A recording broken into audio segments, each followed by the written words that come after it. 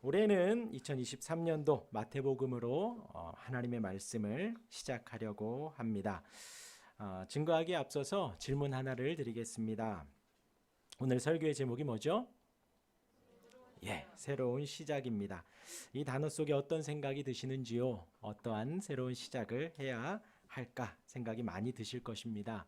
성경에서는 하나님이 무에서 유로 시작하시는 새로운 시작이 있습니다. 또 아담으로 말미암은 인류의 시작이 있습니다. 또 선악을 먹는 죄악의 시작도 나오게 되죠. 노아의 방주로 이어지는 하나님의 구원의 시작도 있고요. 아브라함을 택하신 선민의 시작도 있습니다. 오늘 읽은 마태복음은 신약의 시작입니다. 그리고 이제 2023년도를 시작하면서 우리는 어제 오늘이라 하지 않고 이제 새해가 밝았다고 우리는 이야기를 합니다. 이제 새해가 되었으니 또 새로운 것을 꿈꾸시고 기도하시는 저와 여러분들이 되시기를 바랍니다. 오늘 마태복음 1장 1절에서 6절까지 말씀으로 제가 세 가지를 좀 말씀드리려고 합니다. 하나는 그 새로운 시작을 하시는 하나님에 대해서 먼저 나누고요. 두 번째는 그 나눔 속에 중간에 여인들이 나옵니다. 여인들에 대한 말씀을 잠시 드리고요. 세 번째는 그 새로운 시작의 결론은 예수님입니다. 예수님에 대하여서 말씀을 드리며 오늘 설교를 마무리하려고 합니다. 첫 번째는 새로운 시작이라 그랬죠. 오늘 말씀 1장 1절 같이 한번 다시 읽어보겠습니다. 아브라함과 다윗의 자손 예수 그리스도의 계보라. 계보라는 단어가 나옵니다. 성경을 좀 보시는 분들은 아실 것입니다. 아담의 계보 하면 아담에 대한 아담의 자손들이 나옵니다. 또 가인의 계보하면 가인을 필두로 해서 가인의 자손들이 나옵니다. 그런데 오늘은 예수 그리스도의 계보라고 하면서 아브라함부터 시작을 하고 예수 그리스도가 제일 마지막에 나오게 됩니다. 그 독특함은 이 계보라는 단어에게 있습니다. 1장 1절에 오늘 아브라함과 다윗의 자손 예수 그리스도의 계보라 이렇게 한글에 나와 있지만 헬라어로는 비블로스 게네시스라는 단어로 이 1장 1절이 시작을 합니다. 이 말씀을 포함해서 1장 1절 또 2장 23절까지 예수 그리스도에 대하여서 쭉 증거를 하고 있습니다. 예수님의 탄생에 대하여서 이야기를 합니다. 그 시작을 하면서 계보라는 단어 그렇게 시작을 하고 있는 거예요. 이 헬라어의 이 단어가 구약의 두 부분에서 나옵니다. 하나는 창세기 2장 4절과 또 하나는 5장 1절이에요. 2장 4절에서는 하나님의 말씀으로 창조하신 후에 2장이죠. 1장에서 하나님이 창조를 하시고 이제 2장에서 그것을 정리하는 장면 속에서 이것이 천지가 창조될 때에 하늘과 땅의 내력이니 여호와 하나님이 땅과 하늘을 만드시던 날에 라고 2장 4절에 기록을 하고 있습니다. 그 내력이라는 단어가 히브리어로 기록이 되어 있는데 70인역에서는 이것을 계보라는 단어로 기록을 하고 있는 것입니다. 그래서 이 아이의 창조의 기원, 창조의 역사를 말하겠다라고 2장 4절에서 말을 하는 것이. 또 5장 1절에서는 아담의 계보를 적습니다. 하나님이 사람을 창조하실 때에 하나님의 모양대로 지으시되 라고 하면서 아담의 계보라고 기록을 하면서 똑같은 단어인 기원, 이 계보라는 단어를 썼습니다. 곧 이 마태복음 1장 1절의 말씀, 이제 아브라함과 다윗의 자손 예수 그리스도의 계보라. 이것은 마태가 단순히 예수님의 조상을 기록하려고 기록한 것이 아니라 신약의 시작을 알리면서 그 예수님의 계보가 얼마만큼 중요하냐? 온 세상의 창조, 무에서 유로 창조되어진 하나님의 창조만큼 귀하고 인류의 시작인 아담의 계보를 적은 그 아담의 계보만큼 중요하다라는 것입니다. 예수 그리스도의 계보가 주님의 이름이 우리에게 있어서 새로운 구원의 이름의 시작이 되어지고 하나님의 그 온 세상을 이어가신 하나님 나라의 계보 가운데에서 그만큼 무에서 유로 창조하는 만큼 또한 인류의 시작을 알리는 만큼의 중요한 기록이 되어진다라는 것입니다. 예수가 그리스도가 되었다는 것은 무에서 유를 창조한 창조의 기사와 우리 인생의 기원인 하나님의 손길로 만들어진 아담의 후손이라는 것을 알리는 아담의 계보와 같은 온 인류의 한 획을 긋는 구속사의 정점을 찍는 온 세상의 기원과 인류의 기원에 버금가는 그것을 능가하는 중요한 기록이라는 거예요. 무엇이요? 예수 그리스도의 계보가 그렇다라는 것입니다. 그래서 오늘의 시작이 새로운 시작이에요. 예수님으로 말미암아 구원의 새로운 시작이 열린다라는 것입니다. 두 번째, 그 계보 속에 여인들이 등장을 합니다. 그 메시아의 혈통, 예수님의 혈통을 말하는데, 계보를 말하는데 4명의 여인들이 등장을 합니다. 다말, 라합, 룻, 우리아의 아내. 이들의 상황을 보면 결혼 생활이 다 정상적이지 않은 사람들입니다. 또 성적인 죄악도 연루되어서 있습니다. 하지만 궁극적으로 하나님께 위로를 받고 하나님의 구원의 계보에 이름이 올라오는 영광스러운 여인들이 되어집니다. 먼저 다말은요, 유다의 장자 엘, 그 엘의 부인이 되었습니다. 그런데 엘이 먼저 죽지요.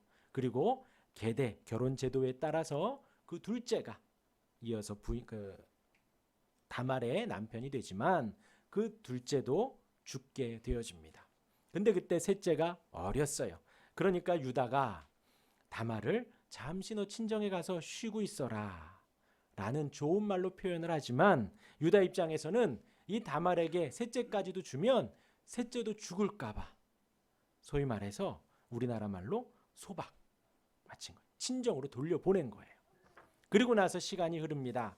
유다의 아내가 죽습니다. 그리고 시간이 흘러 셋째 셀라가 자라나지만 유다는 셀라와 다말을 결혼시킬 마음이 없었던 거예요. 이때에 다말이 지혜를 짜냅니다. 과부가 입어야 하는 옷을 벗고 옷을 입었는데 그것이 유다의 눈에는 그 지역에 있는 창녀의 모습과 비슷했던 거예요. 그렇게 다말을 취하게 됩니다. 이 상황에서 우리가 보면 시아버지와 며느리의 어떤 안 좋은 상황이라고 볼 수 있지만 제가 한번 설명드린 것 같은데 이 다말의 지혜로운 모습이다라고 볼 수가 있습니다. 다말은 이방인이지요. 그리고 이 유다의 집에 시집온 며느리입니다.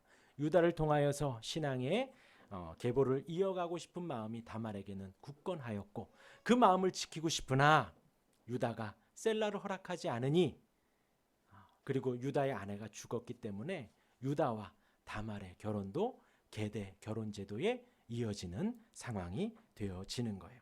그 상황 속에서 다말이 임신을 하지요. 사람들이 돌로 쳐 죽이려 하자 이 지팡이와 이 끈을 가진 사람이 나와 그렇게 관계를 맺었다. 그가 바로 유다였습니다. 그렇게 해서 유다가 고백하는 것이 그는 나보다 옳도다 하면서 그 며느리와 더 이상 잠자리를 하지 않지요. 그렇게 다말의 믿음의 행동으로 태어난 아이들이 베레스와 세라입니다. 다말에 이어서 또 라합이 나오지요. 라합은 여호수아서에 등장합니다. 이스라엘의 정탐꾼을 숨겨준 가나안 여리고의 기생입니다. 기생이라 많은 사람을 만나는데 많은 사람들의 입속에서 어떠한 소문이 들리는가? 이스라엘 백성들이 하나님의 도우심을 입었다. 이스라엘 백성들이 가는 곳마다 승리를 하더라. 그러니까 이 라합이 이스라엘에서 온 정탐꾼들을 숨겨주지요. 숨겨주고 그 여리고의 군인들이 왔을 때 그들을 보호해 주면서 그 믿음의 반열에 들어가게 됩니다. 여리고성이 무너질 때 라합은 구원을 받습니다. 그렇게 라합에게서 태어난 사람이 보아스죠. 또 보아스가 결혼한 사람이 룻입니다. 룻 또한도 기구하지요. 시집을 갔지만 남편이 죽습니다. 동생도 죽습니다. 그 아버지도 죽습니다. 그러니 나오미가 룻에게 이제 너는 돌아가라. 내가 아이를 낳아도 너에게 줄 수 없으니 그냥 너는 너에게로 돌아가라. 그럴 때 룻기 1장 16절에 룻이 이르되 내게 어머니를 떠나며 어머니를 따르지 말고 돌아가라 강권하지 마옵소서. 어머니께서 가시는 곳에 나도 가고 어머니께서 머무시는 곳에 나도 머물겠나이다. 어머니의 백성이 나의 백성이 되고 어머니의 하나님이 나의 하나님이 되시리니. 룻의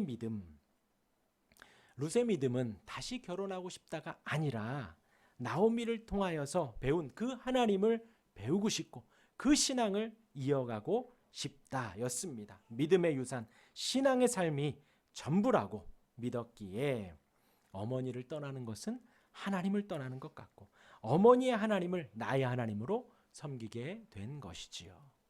그래서 과부인 어머니가 과부인 며느리가 같이 살아가게 되는 것입니다. 그렇게 다시 이스라엘로 돌아오게 되고 보아스와 결혼을 하게 되어지죠. 그렇게 보아스와 결혼을 하여서 오벳은 이새는 다윗을 낳게 되어지죠. 그리고 마지막 여인이 우리아의 아내가 나옵니다. 밧세바인데 우리아의 아내라고 기록을 하고 있습니다. 이것은 우리가 잘 알고 있죠. 우리아가 살아 있음에도 불구하고 그 성군 다윗이 우리아의 아내와 간음하였습니다. 그리고 임신을 하자 다윗은 우리아를 죽을 수밖에 없는 전장에 내몰고 죽음을 당하게 되죠. 우리아가 죽자 그 아내 밧세바를 아내로 취하게 됩니다. 정리하면 이 4명의 여인들은 다 이방 여인들이었습니다. 다말은 가나안 여인, 라합은 여리고 여인, 룻은 모압 여인, 밧세바도 여러 정황상 이방 여인으로 보고 있습니다. 또한 바람직하지 않은 결혼 경력이나 부적절한 관계도 포함되어져 있지요. 이런 계보 속에서 예수님이 탄생을 합니다. 마태는 정확하게 이런 여인들을 기록을 한 거예요. 잘 알다시피 이 유대 문화에서는 여인들은 또 어린이들은 무시받는 사람들이었습니다. 그런데 이렇게 넣었다라는 것이지요. 우리가 여기에서 기억할 것 2가지가 있는데 하나는 예수님은 이스라엘뿐 아니라 이방의 혈통과도 연관을 갖고 있다라는 것입니다. 예수님이 이스라엘뿐 아니라 이방인을 위한 그리스도가 되신다라는 것입니다. 이것이 상당히 중요합니다. 왜냐하면 당시 유대인들은 자신들의 혈통이 매우 고귀하다라고 믿었기 때문입니다. 하나님이 택한 선민의 혈통이라 믿었기 때문에 이방인들과 식사도 하지 않았습니다. 그래서 사실 그렇대요. 유대인들은 자기들의 혈통만 귀하게 여기고요. 혹 이방인들 중에 유대인으로 개종한 사람들 있지요. 유대인들은 인정하지 않는데요. 그러니까 유대교를 믿기 위해서 개종한 사람들이 이방인들 중에 혹 있는데 유대인들은 인정하지 않는다 그러더라고요. 그런데 그 혈통 속에 이런 죄인들이 끼어 있다라는 것입니다. 이러한 이방인들이 끼어져 있다라는 것이지요. 말하자면 예수님이 이스라엘의 구원자가 되면서 이 이방인의 구원자도 된다라는 것입니다. 이방인의 구원자도 된다라는 것이죠. 2번째로 예수님은 이런 여인들 또한 우리의 인생들 곧 죄인들의 악한 생각과 삶, 실수투성인 인생 속에서 태어나셨다라는 것입니다. 그것은 그 죄인들을 구원하시기 위해 오신 분이라는 것을 부각시키시기 위한 하나님의 계획인 것입니다. 곧 우리 같은 부족한 자들을 위해 이 땅에 오셨다는 것입니다. 할렐루야. 네, 이런 여인들에 이어서 우리가 주목할 단어는 3번째 예수님입니다. 우리 1장 1절 다시 한번 읽어보겠습니다.